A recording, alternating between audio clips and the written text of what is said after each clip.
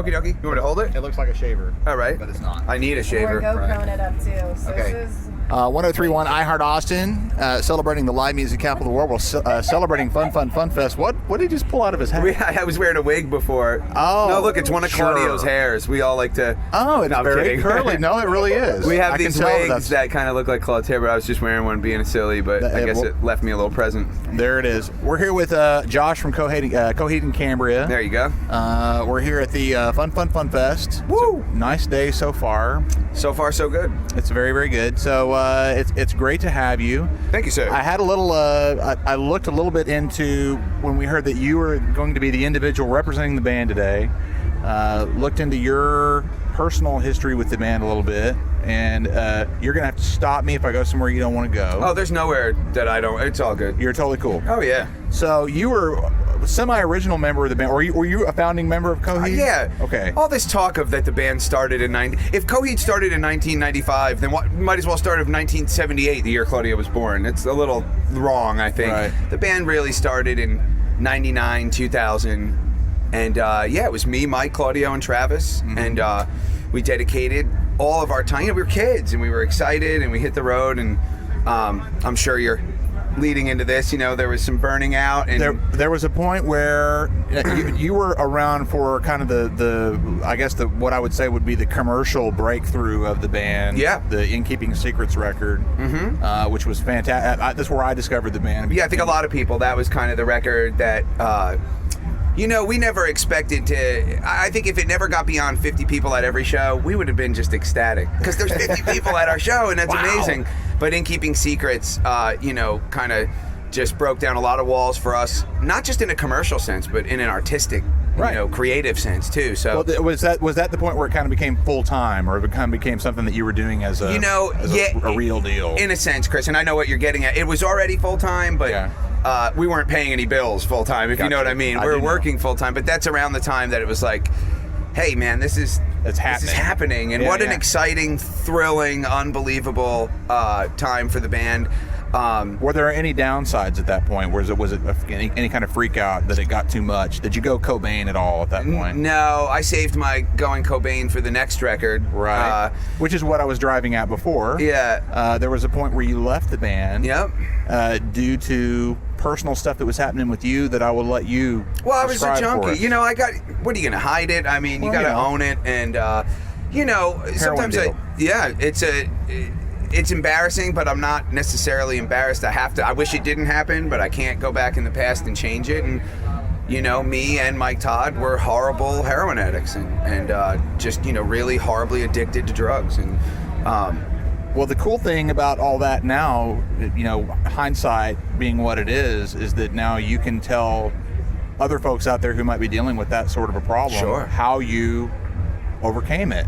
So how did that happen? How did you pull yourself out of that hole? I always feel like I wish I had this story where I had this life-changing epiphany, but I feel like I tricked my heroin addiction. I feel like I ran away and it couldn't find me. And then over time, I just, when I first stopped using drugs, I had definitely planned on using drugs again, in that first year. Sure. I just wasn't using drugs right now.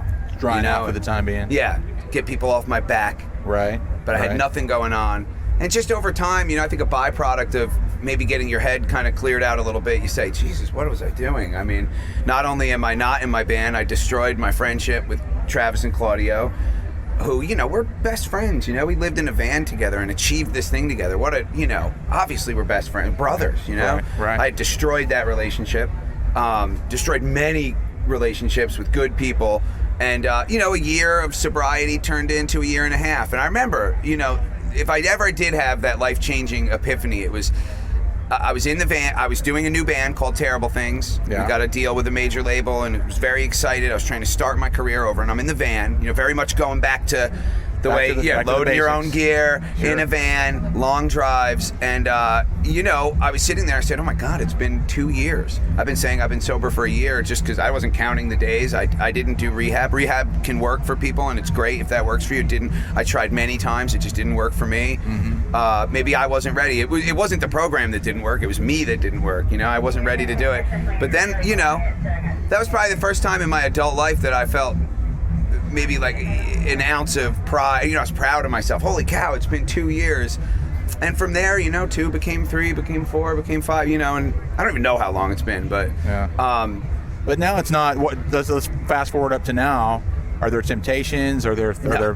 So you're just a clean guy now. I just don't like drugs, man. I'm just not into it. Now I'm too scared to do drugs. I'd be afraid I'd die or something. And Lord knows I have so many friends that died. And I think I'm going to die every day anyway. I don't need to be shooting heroin on top of that. I just, a lot of credit goes to my wonderful wife, who, basically saved my life. What's her name? Tammy. My wonderful wife, Tammy. Hi, Tammy. Hi, Tam. Way to go, Tammy. She's, she was so far removed from that drug world that I was able to lie to her and to be manipulative and a liar and not the person that I think I truly am. But the best decision I ever made was to come clean with her. Of course, I had a drug dealer that was telling me he was going to kill me, and things hit ahead, got really bad, and I said, This is it, I'm going to come clean.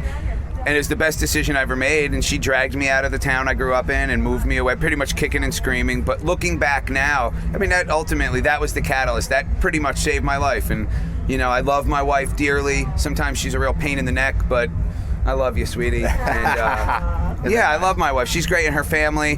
Her mom is my mom, and my parents are great.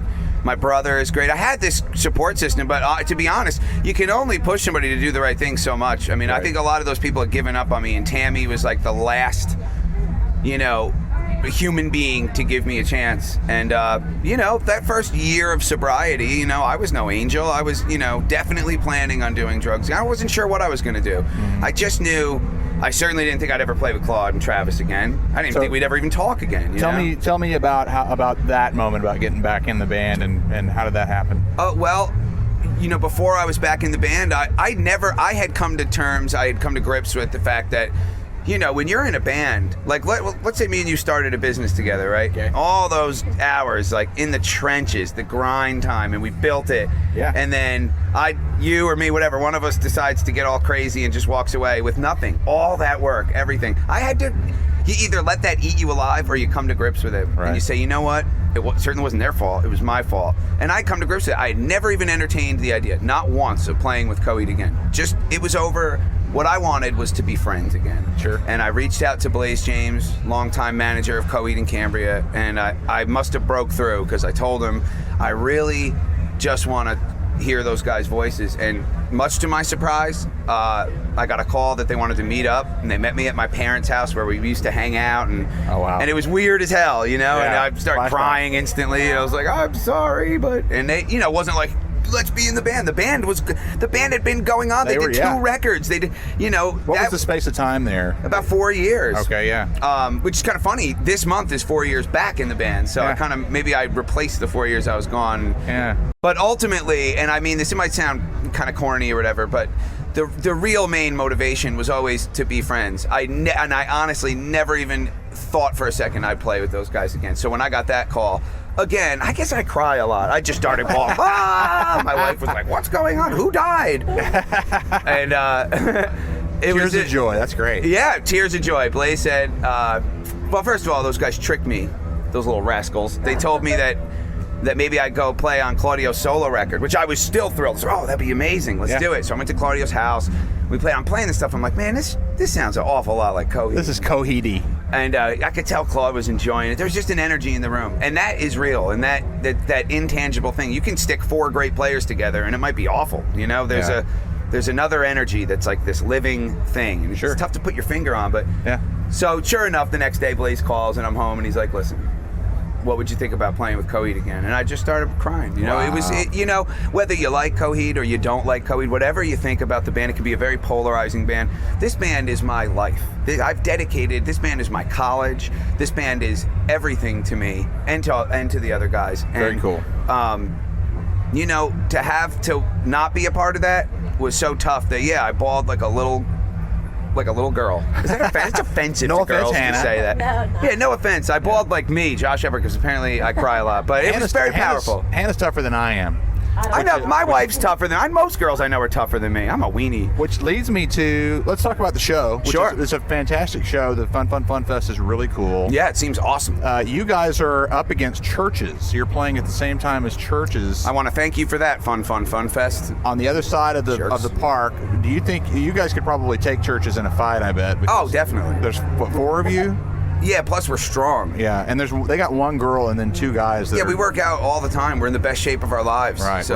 So it's no contest between Coheed and CHVRCHES. No, we're big, huge fans of CHVRCHES. I knew that they were playing I didn't know it was the exact same time. I knew it was around the same time because I know this whole time we're like, oh, we're going to get to see CHVRCHES. And last night we flew in from Mexico City and we heard CHVRCHES were playing in Dallas and we almost left the airport to go see the show. And we should have, because the flight and the whole thing ended up taking about 19 hours. 19 for a 4 hours? Yeah, because Austin's airport is down. Like, no one can fly in. There's air traffic control. It's a whole nother story. Yeah, dude. And what we had to do is rent 3 SUVs and drive from Dallas after sitting on a plane for 3 hours. You know, they had on to do the runway, same thing. in the plane. You can't do anything. It's like, oh, God. They had to do the same thing. Their tour manager was telling us they had to get a caravan going from Big D. I'm happy the festival's going on because, hey, if a bunch of bands are flying in, it might really wreak havoc. But, we're excited to be here. We do a lot of festivals, and this definitely seems like one of the coolest. And, we're honored to be able to play with a band like CHVRCHES. It's just, sometimes the luck of the draw at festivals, you play at the same time as some of your favorite bands. So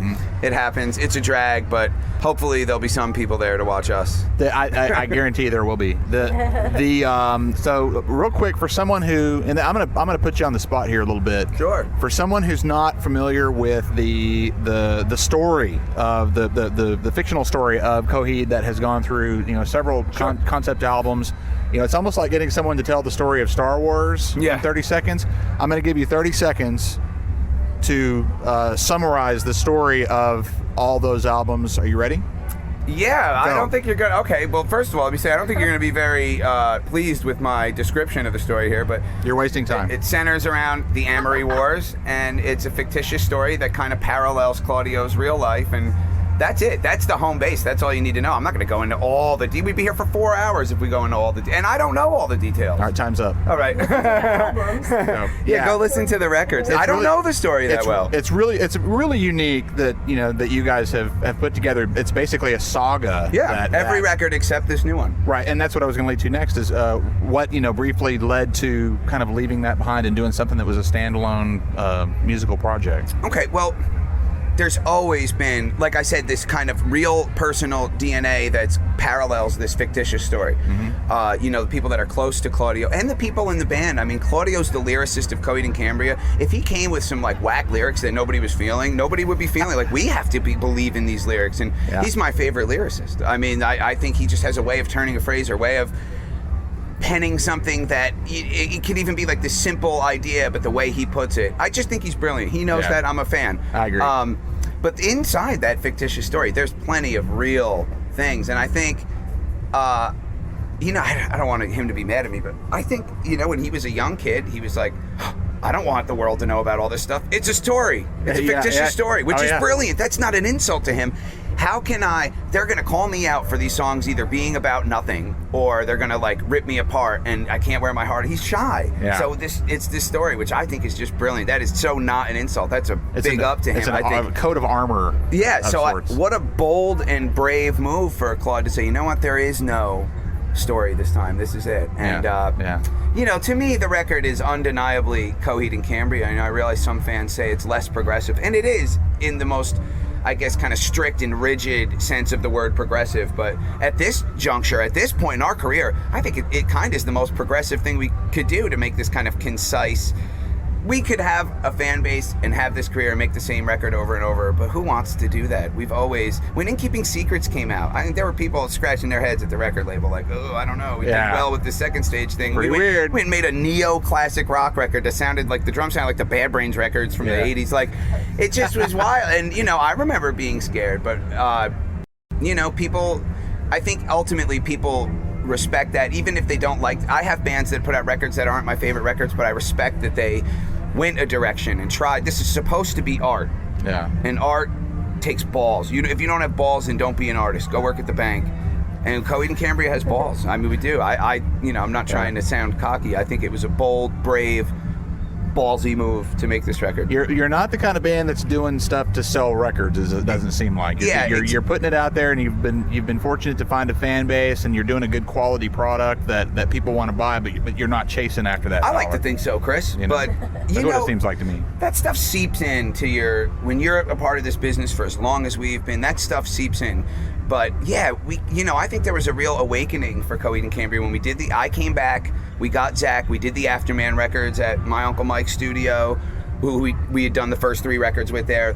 I left, they went off and did 2 other records. I came back, they came back to Applehead, and we did this incredible, very progressive, kind of celebrated by the fan base record. Now it was time to take a chance.